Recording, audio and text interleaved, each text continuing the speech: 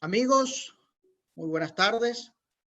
De parte de Consemar Group le damos la bienvenida a nuestro primer foro virtual en el cual estaremos conversando sobre la educación marítima.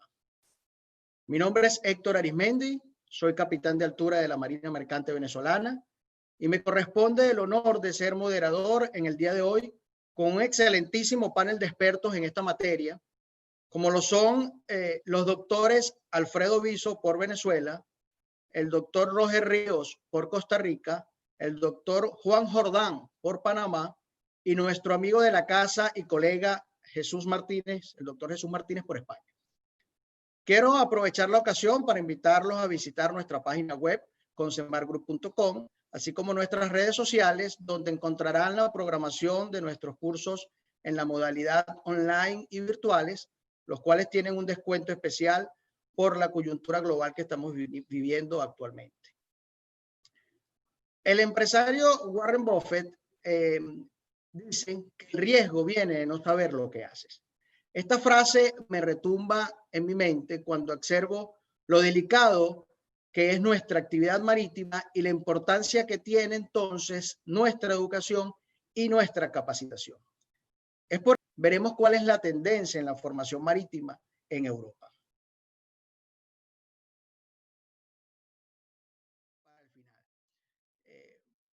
Me complace presentar en esta oportunidad a un amigo de hace muchísimos años y colega, el doctor Jesús Martínez, amigo de la casa, quien nos hablará sobre la formación marítima en la industria 4.0. Fíjate que ese tema o el título de tu presentación me llamó mucho la atención. Estoy a la expectativa para ver sobre qué nos vas a hablar.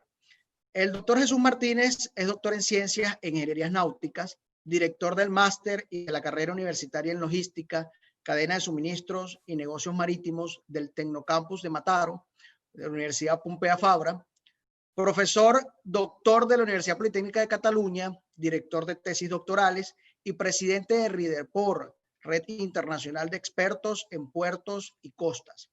Es profesor visitante de la Escuela Europea de Transporte Intermodal y coordinador de la formación marítima de la Asociación de Agentes Transitarios y Expedidores, ATEIA Barcelona, además de ser miembro de la Asociación de Capitanes de la Marina Mercante de Cataluña. Jesús, muy buenas tardes. Buenas tardes, Héctor. Un saludo muy cordial y una alegría estar aquí con ustedes. Igualmente. Te dejo entonces para que nos ilustres sobre tu interesante presentación. Gracias. Voy a primero compartir la pantalla. Ok. Para... perfecta. Aquí la tenemos. Bueno, primero que nada agradecer a Consemar no solamente por esta presentación que estamos haciendo el día de hoy, sino por todas las que han venido haciendo y en las cuales he podido hacerle seguimiento y he podido estar también de oyente en muchas de ellas y en ponente en otras ocasiones, porque creo que es una oportunidad, ya que nos hemos tenido que encerrar forzosamente por esta pandemia mundial, es una oportunidad también de parar máquinas y encontrarnos todos en el mundo y hablar de lo que hacemos, ¿no? Compartir nuestras experiencias, aprender de todo. Tengo aquí una cantidad de notas tomadas de las presentaciones anteriores que también nos servirán para implementarlas en nuestro continente y que por supuesto nos llevan a un nivel de responsabilidad superior, porque cuando estamos dirigiendo planes académicos, formando nuevos planes académicos futuros, toda la experiencia internacional es necesaria de todos los países con los que compartimos esta vocación de enseñar, ¿no? En primer lugar, como decía, agradecer también a los ponentes anteriores que han dado su visión y parte de Consemar se me pidió hablar de la era 4.0, que la estamos trabajando mucho en Europa y voy a hacer 15 minutos, es un tiempo justo para explicar de qué trata, sin ahondar mucho en conceptos para no aburrir a la audiencia, ¿no? En primer lugar, reconocer que estamos en una evolución, una revolución industrial. A mí me gusta llamar la evolución de la industria, ¿no? Que hemos llegado desde la mecanización, que fue esa primera industria, hasta el momento actual. Ya la informática era parte de nuestra vida y es parte de nuestra vida, y entramos ahora en la digitalización, donde todas las cosas toman vida, ¿no? Los que son de mi generación recuerdan a los supersónicos y esa comiquita que nos hizo tanta compañía. Pues hoy en día entramos en esa era. Cuando era pequeño me acuerdo que pensaba que llegaría en el año 2000 Al final fue cerca del 2020 donde estamos viviendo a plenitud. Como decía antes Juan, que gran amigo también y compañero de maestría y de vivencias y batallas, ya teníamos años trabajando en la digitalización en el internet, en el mundo marítimo. Yo siempre, esto es una cosa que diré en todos los foros donde estoy, esta vocación marítima comienza con el FAR 65, que fue para enviar una información mínima, una información sustancial, como fueron las listas de tripulantes y declaración de mercancías, pero que no para de evolucionar a partir de ahí. Nos damos cuenta de que la información puede viajar a través de los cables y a través de los bits, y hoy en día estamos en una nueva era donde nuestra forma de hacer es la que va a tener que adaptarse a las nuevas tecnologías. Ya no solamente usarlas, sino que vamos a tener que estar detrás de la programación de ellas, ¿no? Y esta creo que es una de las mayores diferencias a las que nos vamos a encontrar, ¿no? Yo pongo esta imagen porque es una de las reflexiones a las que hemos llegado y quiero hablar y quiero que tengan en cuenta que mi ponencia resume la vivencia desde el punto de vista de la educación europea, lo que nos hemos planteado en el horizonte Europa 2030 y Europa 2050, donde he tenido la oportunidad de trabajar en proyectos europeos y asesorar. También incluso he estado en el Parlamento Europeo hablando de nuestro modelo educativo, que es el que voy a compartir con ustedes. No todos los modelos, y esto lo aclaro antes de empezar con esta parte, no todos los modelos son, los modelos educativos no son como cajas que se encajan en todos los sitios, ¿no? Cada quien tiene que buscar el que mejor se adecua a las necesidades locales de la cultura propia del lugar. Aquí es donde usamos el piensa globalmente, pero actúa localmente, ¿no? Pero esta creo que nos afecta bastante a todos. Si buscamos esta imagen, ¿no? En la época de Tutmosis III, 1425 a.C., había una persona y unos estudiantes.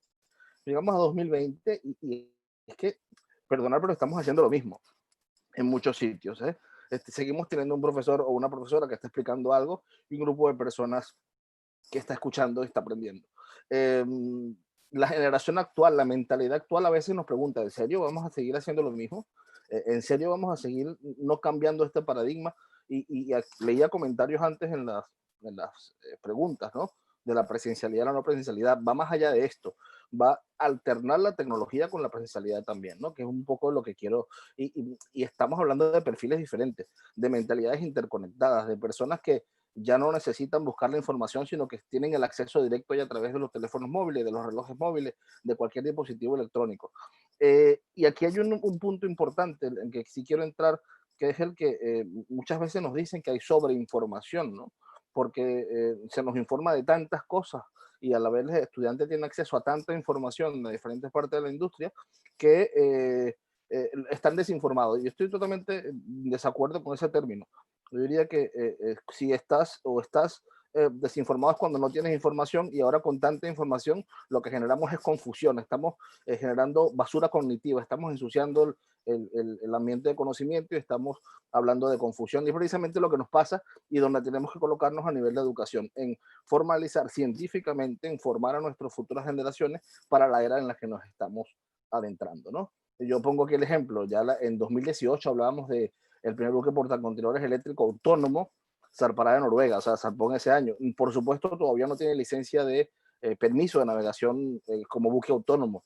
Son buques que, por supuesto, están preparados, han hecho pruebas pilotos, las patentes están creadas. Rolls-Royce, que lo pongo en esta parte, tiene un desarrollo tecnológico, lo mismo Tesla con los buques eléctricos, desarrollo tecnológico impresionante que buscan, por supuesto, recordar, y aunque nos duela decirlo como marinos, buscan reducir también el coste de las tripulaciones. Entonces tenemos que aprender a adaptarnos a esta parte de los nuevos conceptos, ¿no? También tenemos el concepto de Hyperloop o Hyperloop, que va a cambiar totalmente el transporte. Muchos recorridos que hacemos en transporte marítimo de corta distancia, short sea shipping, como también le llamamos en Europa, van a modificarse si este proyecto sale a la luz. Ahora es un prototipo y no lo hemos visto funcionando, pero conectaría, hay unos acuerdos que, por ejemplo, nos ponen Barcelona-París en 45 minutos. Esto modificaría absolutamente nuestra red actual de transporte. Y estamos preparados para esto, estamos preparados para la planificación de esto, porque la planificación de esto, como bien sabemos, no será fácil, que es a donde vamos apuntando, ¿no? Estamos hablando también de la era del algoritmo, y a mí me gusta llamarla así, porque estamos hoy en día, fijaros que desde el inicio de la mercancía hasta la era de las nuevas tecnologías, cada día los buques autónomos, los buques autotripulados, todo pasa por una programación algorítmica. Y esa programación algorítmica, yo siempre lo digo, yo cuando estudié náutica no estudia algoritmos, lo tuve que aprender ya de formación posterior a la graduación. Mis alumnos actuales de cualquier carrera de logística y negocio marítimo, lo primero que ven en el primer trimestre, el primer año de carrera, es algoritmo, porque tenemos que prepararnos para esto, para ese entorno que nos espera, es adaptar nuestros planes como lo han hecho y como lo han hecho eficientemente. He escuchado las ponencias anteriores, tanto de la Universidad Marítima del Caribe, donde también soy egresado, el cambio que se hizo y que aumentó mucho la calidad adaptándola a los nuevos tiempos, lo que se ha hecho, lo que se está haciendo en Costa Rica, lo que se hizo en Panamá. En Europa hemos hecho algo muy parecido. Recordar que la Facultad Náutica de Barcelona, donde yo tuve el honor de trabajar durante 12 años, es una facultad que tiene, fue creada en el año 1769. Es una de las facultades más antiguas que probablemente casi todas las que tenemos en América Latina. Y también le ha tocado hacer esta adaptación, nos tocó hacer el proceso de Boloña, que es donde quiero ir para esta adaptación curricular que hemos hecho. ¿Qué hemos hecho realmente? Nos hemos comprendido de que la industria va a cambiar y la Unión Europea en su Consejo Europeo toma una decisión que en primera instancia, después de mucho consulta, después de mucho consenso y después de muchísimo acuerdo con todas las entidades asociadas, hablo de armadores, hablo de escuelas náuticas, hablo de direcciones generales de transporte o marina mercante o de transporte acuático, como se llamen, hablo de ministerios. Después de todo ese consenso y de muchos proyectos europeos que demuestran la factibilidad de lo que se iba a hacer, se hace el cambio de los programas de estudio en Europa. Y este programa, que es la Convención de Boloña, reduce los tiempos de educación de los estudiantes. Y los reduce por una razón muy lógica, y es que con toda la tecnología que tenemos, no hace falta estar en la visión europea, que no hace falta que estemos tanto tiempo, primero gastando dinero y luego gastando tiempo a la vez para obtener una titulación. Y se decide eliminar la diplomatura, que era lo equivalente, por ejemplo, en Venezuela al técnico superior, y la licenciatura de 5 años, y fusionarlo en un título que es el grado universitario, que es de 4 años, y a los grados universitarios se les dota de una calidad generalista que me prepara para cualquier parte del sector donde voy a entrar. Y luego la parte de especialización se hará en los nuevos másteres oficiales, que son másteres, y entonces aquí todavía se crea una confusión entre el máster oficial y el máster propio. El máster oficial lo da el Estado y tiene unas condiciones muy difíciles de lograr, y luego está el máster propio que lo hace la universidad en función de la necesidad profesional y que lo titula el rector de la universidad. Entonces, aquí todavía hay esa ambigüedad de las titulaciones que puede generar alguna confusión para otros países, pero busca precisamente esto. El máster oficial tiene acceso luego al doctorado, el máster propio no. Y en el mundo marítimo nos afectó muchísimo. Cambiar un plan de 5 años a 4, que fue lo que tuvimos que hacer, quedaron fuera algunas asignaturas que nosotros echaremos siempre falta, asignaturas como la marinería, que ya se verá como algo, un taller de fin de semana para alumnos, pero donde aprendíamos hasta hacer un nuevo marinero, con lo importante que eso es entre un barco, que no deja de ser importante. Todo esto, esta mutación hacia este nuevo tiempo, también nos pone una necesidad lógica y económica, ¿no? La coyuntura económica, recordar que los estudios en Europa son públicos, pero el público no significa gratuito, es subsidiado por el Estado. O sea, el estudiante y su familia paga una parte, y con la precarización de los empleos que ha habido a raíz de la crisis de las subprimes de 2007 y 2008, hemos tenido que decirle a la gente, bueno, preparémonos en menos tiempo con la misma calidad, cuidado, con la misma calidad, para lograr los objetivos que queremos en el siglo XXI, la era 4.0. Y aquí hemos modificado completamente los planes de estudio para lograr este nuevo principio, ¿no? Nos encontramos entonces al frente de una logística que requiere una planificación. Sabemos que el transporte autónomo, como lo pongo en la imagen del medio, que ya lo tenemos programado, que se han hecho pruebas, o el platooning, que es la conexión de varios camiones que simulan un tren para ganar velocidad y reducir el impacto ambiental, o estos prototipos que vemos aquí de Toyota o de Audi, etcétera, o los propios robots inteligentes de los almacenes de Amazon. Todos son mecanismos que nos funcionan, que nos sirven, pero en el caso de las autopistas, por ejemplo, requerirán de que todo el transporte sea autónomo para poder desarrollarse. De momento, mientras haya un conductor, y es la teoría actual, esto puede cambiar mañana, mientras haya un grupo de conductores que conduzcamos nuestro vehículo, llevemos nuestro carro hacia adelante, una máquina no podrá estar al lado de nosotros, porque el algoritmo de toma de decisiones de esas máquinas entre sí no piensan igual que yo no tengo la velocidad de pensamiento de ellos, con lo cual no podré conectarme con ellos a la hora de tomar una decisión. A la hora que hay un accidente, todas estas máquinas a la vez se transmiten la decisión de que hay que tirar el volante a la derecha. Eso el ser humano no lo va a asumir. Entonces, ahí somos obstáculos de ese avance también, ¿no? Hemos tenido que publicar, aquí pongo un ejemplo de ellos, en toda la prensa, y también una especie de predicación logística de decirle a la sociedad de que estamos cambiando, de que no pasa nada, de que todo va a ir bien y que el empleo se va a mantener. Esto es un factor importante que lo digo por una razón fundamental. Cuando hablamos de buques autónomos, muchos pensamos en muchas ocasiones que desaparecerá el empleo para los marinos, y eso no es cierto. Primero que nada porque por razones de seguridad, la Organización Marítima Internacional hasta este momento, mañana puede cambiar, insisto con esto siempre, hasta este momento ha mantenido la posición de que por seguridad tiene que haber tripulantes a bordo. Y esto es una ventaja para nosotros los marinos. Habrán tripulantes a bordo de los buques, siempre con las medidas de seguridad óptimas. Ya hemos tenido máquinas de esa tendida en los buques, no es nada nuevo esto, pero ahora hablamos de un buque que va a pensar por sí mismo, que va a tomar decisiones. Entonces, tenemos que prepararnos para comprender esa máquina y corregir alguna decisión en caso determinado. Pero hicieron un ejemplo ante tormentas y ante una simulación ante tormentas y ante malos tiempos, y la máquina tomó mejores decisiones que los humanos. Entonces, tendremos que adaptarnos a eso, convivir con la máquina. Yo hablaba la semana pasada con un amigo que está en la bolsa de Barcelona, en la bolsa de valores, y me decía que ahora el mejor broker de la bolsa no es el que mejor entiende las finanzas, sino el que mejor robots tiene como amigo, ¿no? Lo mismo nos pasará en un barco. Tenemos que adaptarnos a ese trabajo con robots dentro del barco y, como decía antes mi colega Alfredo Viso, dentro de esas estaciones de tierra donde controlaremos esos barcos. Aquí hablamos de dos tendencias diferentes, que es la tendencia del dron, que el dron se controla desde un punto, y la tendencia de la inteligencia artificial, que el algoritmo toma decisiones en base a la experiencia, ¿no? Que es a donde queremos llegar finalmente, ¿no? Entonces, en Europa hay una gran competencia por los robots en toda la industria, no solamente en la industria marítima y portuaria. La mayor parte de terminales tienden a ser automatizadas. Esto en colindancia con un problema muy serio que tenemos, que es el problema de el sector de los estibadores y sus derechos también laborales, ¿no? Entonces, robotizar hasta qué punto, siempre y cuando haya un consenso con los estibadores portuarios. En este momento se trabaja así, aunque es cierto que hay un gran plan de modificación de la estiba que tenderá todavía a robotizar más la industria, ¿no? Ya de hecho, entre Barcelona, de las dos terminales principales, y hablo, por ejemplo, de este puerto, una de las dos ya es prácticamente automática, solo mantiene una interfaz con seres humanos para mantener el empleo de la estiba, ¿no?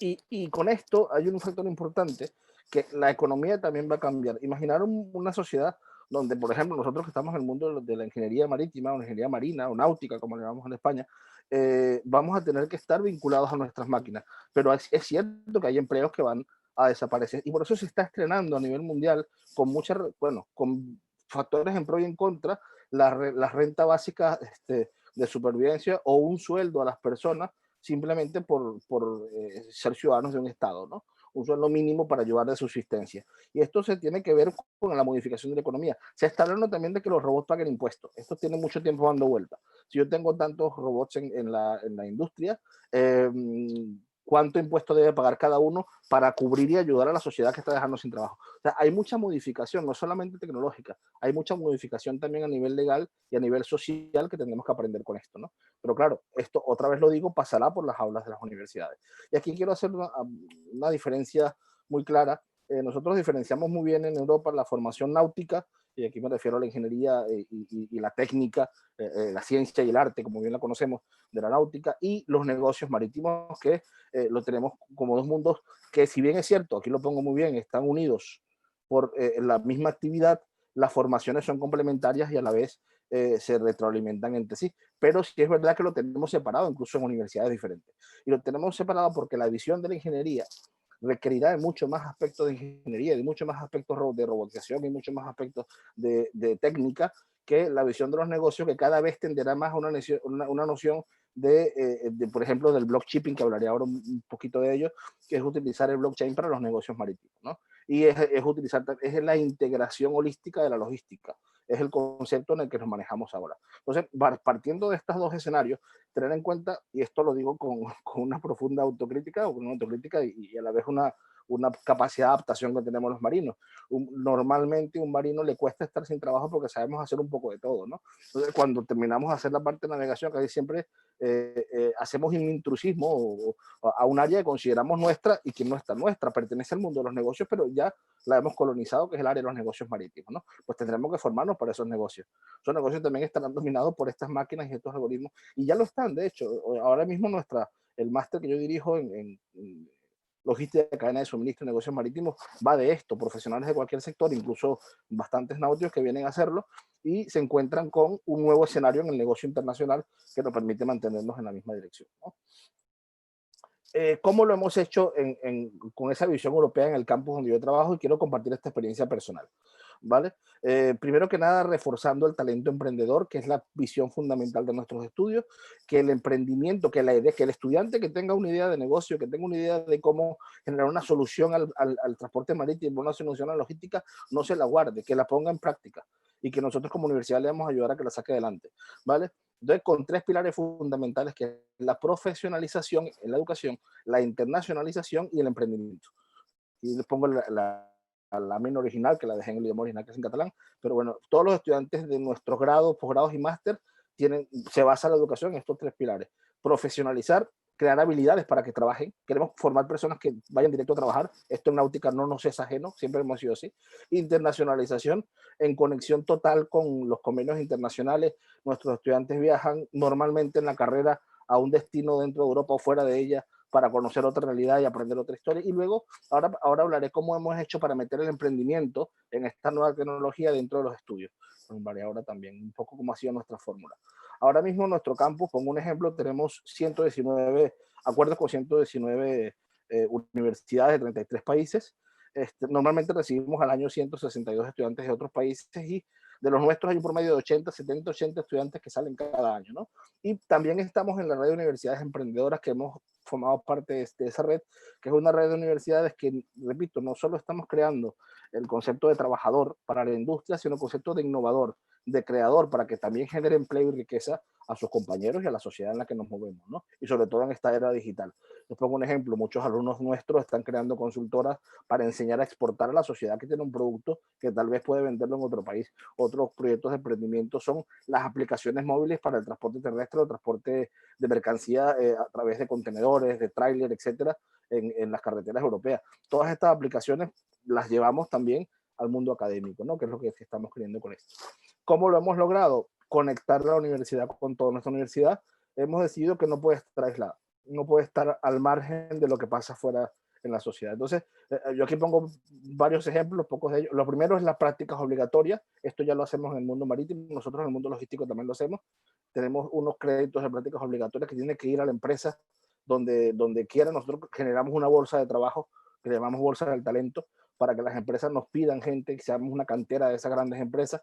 Hacemos, por ejemplo, este es un curso de transporte marítimo de corta distancia que hacemos a bordo de un barco por 4 días, donde los estudiantes adquieren las competencias de transporte marítimo de corta distancia, siendo logísticos y no marinos. En este caso hablo de negocio marítimo, conocen un buque, conocen la carga, van al trincaje de la mercancía, saben todos los pormenores que hay para cuando hablen con un cliente y coticen una carga, sepan de qué están hablando.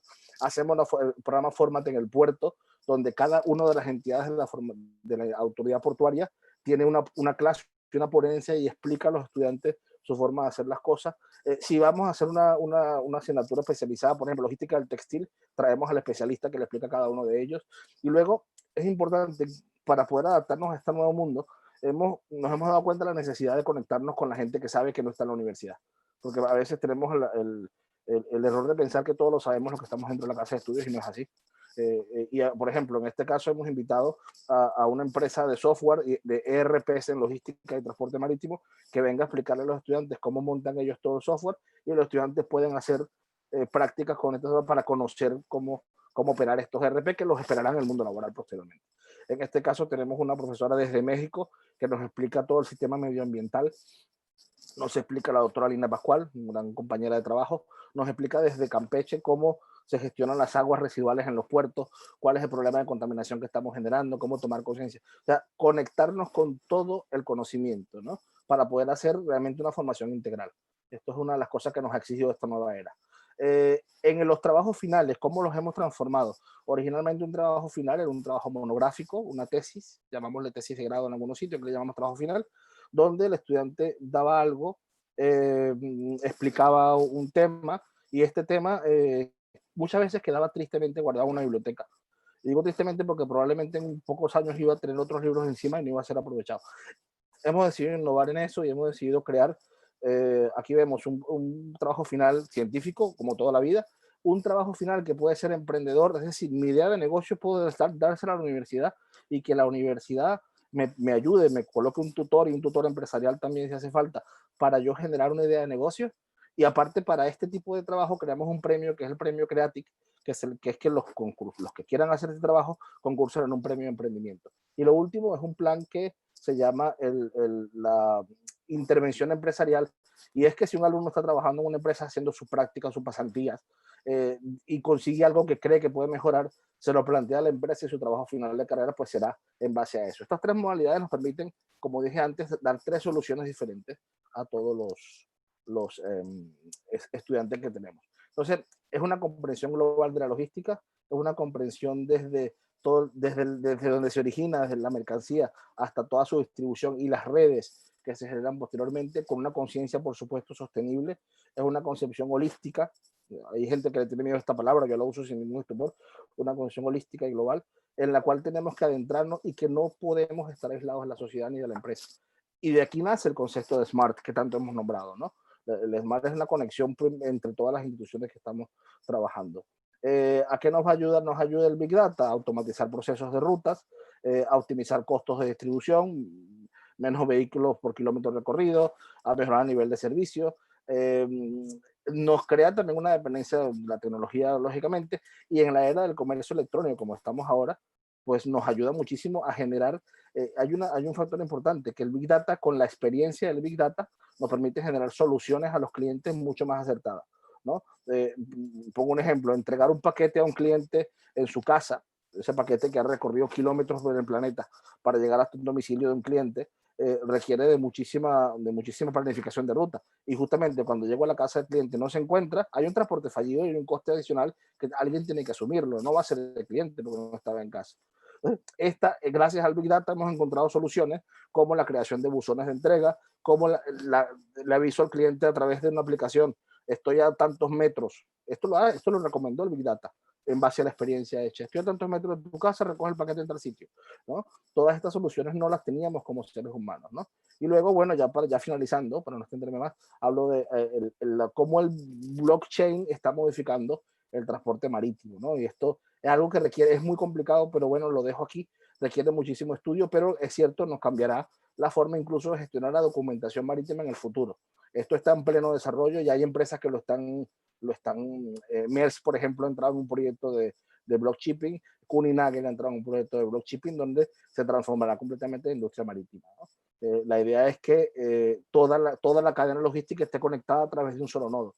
Y esto, por supuesto, requerirá de muchísima seguridad, de ciberseguridad, para lo cual tenemos que prepararnos también, ¿no? Eliminará papeles, aquí pongo un poco para resumir y no ser tan técnico, eliminará mucho papel burocrático del sistema, simplificará los contratos, tendremos procesos más rápidos y transparentes, más difícil hacer corrupción con temas de blockchain por el tema de hash, incrementará la seguridad, reduce costes, aumenta la confianza y toda la cadena se retroalimenta buscando cómo mejorar. O sea, no solo mejora uno de los nodos, sino que cada uno de ellos va retroalimentando la información. Esto permitirá generar soluciones más idóneas, ¿no? El grave problema en Europa que tenemos con la última milla, que es la más cara, es por transporte por carretera y es con costes de combustible, camiones, se está optimizando también en esta era 4.0. Preparar a nuestros estudiantes para esto es un reto, ¿no? Aquí vemos una imagen que a mí me gusta mucho, que tenemos cómo se planifica, cómo es realmente la logística 4.0 y cómo podemos nosotros planificarla desde el estudio, desde la academia, desde las aulas de clase, aprender a través de nuestros métodos cuantitativos a manejar esto, ¿no? La tecnología también está dotándonos de vehículos autónomos para esto. O sea, los vehículos autónomos no solamente serán los barcos y los aviones. Y aquí me acuerdo de una frase que escuché hace poco en una conferencia de automatización del transporte en la Unión Europea, que decía, entraba el ponente y decía, un chico le decía a otro, oye, escuché que viniste en un avión con piloto. Y el chico le decía, sí, sí. Y te estás loco, ¿cómo te subes a un avión con piloto? Y le dice, no, me han pagado, ¿no? Entonces tú dices, qué cambio de mentalidad. Cuando para nosotros, para mí, la seguridad es ir con piloto, pues puede ser para una generación del 2062, no lo sé, ¿no? Ya que hablamos de estos coches, de estos carros que van a entregar furgonetas, también le llamamos que van a entregar mercancía, la capacidad de ir haciendo otra cosa, imaginar esto, incluso trabajando mientras el carro va solo al trabajo. Es todo lo que veis en esta imagen es totalmente autónomo. Esta plataforma lleva mercancía autónoma. Yo creo que me encuentro esto en la autopista y me daría un susto de mi vida, ¿no? Porque lleva un contenedor encima y lo lleva sin necesidad. Aquí lleva un ordenador, una computadora, lleva la capacidad de transportarlo. Y este, que es de Toyota, lleva la capacidad de separar en tramos según la necesidad. O sea, no tengo que llevar un camión entero, sino que si veo que no tengo carga, pues colapso estas dos partes y puedo llevar un camión más pequeño. O sea que encima son mucho más eficientes energéticamente. Acabamos, para no irnos más allá. La formación, es una opinión que la comparto muchísimo, como por los ponentes anteriores, debe ser adaptada a las nuevas tecnologías y tiende hacia una especialización en determinado campo. Tenderemos a especializarnos en campos determinados. Es necesario, y yo diría que es primordial, fortalecer la conexión con las empresas, crear las aulas empresariales, es decir, a la empresa que venga a explicarnos sus cosas, que no se queden con el conocimiento, y las universidades abrir las puertas en este sentido. Las universidades también formar a las empresas. Esto es un tema dual. Se debe definir competencia. Esto es muy importante y esto nos debe llevar a reflexionar, y creo que es una reflexión que podemos hacer en conjunto a nivel mundial y que nos tocará hacerlo seguro, ya nos llamarán. Crear las competencias del nuevo profesional del mar enfocado a realidades que vamos a convivir con los cambios que vienen. ¿Cómo va a ser un capitán del futuro? ¿Será una foto parecida a esta? Una capitana del futuro, ¿será una foto parecida a esta? O sea, tenemos que definir esas competencias profesionales para que poder alcanzarlas a través de nuestros planes de estudio. Que es lo que digo siguiente, replantear planes de estudio, pero con el consenso de todos los actores implicados, para que pueda ser eficiente, si no vamos a tener que cambiarlos cada año. Otro factor importante es la formación de personal docente, con estándares internacionales. Esto es muy importante, unificar esa formación docente internacional, como nos ha permitido el campo científico hacerlo a través de las publicaciones científicas, ¿no? Promover la investigación científica, permitir que nuestros estudiantes accedan a esa investigación científica, y aquí nos queda una cosa muy clara: o nos posicionamos como marinos científicamente, o desaparecemos. El mundo actual es ciencia y tecnología, olvidémonos de lo demás. O nos posicionamos como lo estamos haciendo, afortunadamente, o vamos a desaparecer. Aprovechemos la conectividad del intercambio académico entre universidades del mundo. Lo tenemos más fácil que todas las generaciones anteriores. Mirad lo que estamos haciendo ahora. Estamos conectados. Para mí son casi las 10 de la noche, las 11 de la noche, perdón, para ustedes es de tarde. Y lo último que siempre digo, es posible, ya lo hemos hecho en otras oportunidades y lo haremos. Muchas gracias por su atención y espero que les haya gustado esta pequeña ponencia. Muchas gracias a ti, Jesús, por la participación que has tenido el día de hoy y por la interesante ponencia. Me llamó mucho la atención el hecho de que se esté proponiendo que los robots tengan que pagar impuestos. Vamos a eso definitivamente. Con esta presentación, esta conferencia magistral del doctor Jesús Martínez, damos por concluidas las 4 conferencias del día de hoy e iniciaremos el ciclo de preguntas y respuestas que han realizado bien antes de iniciar la actividad y durante la actividad por el canal de YouTube.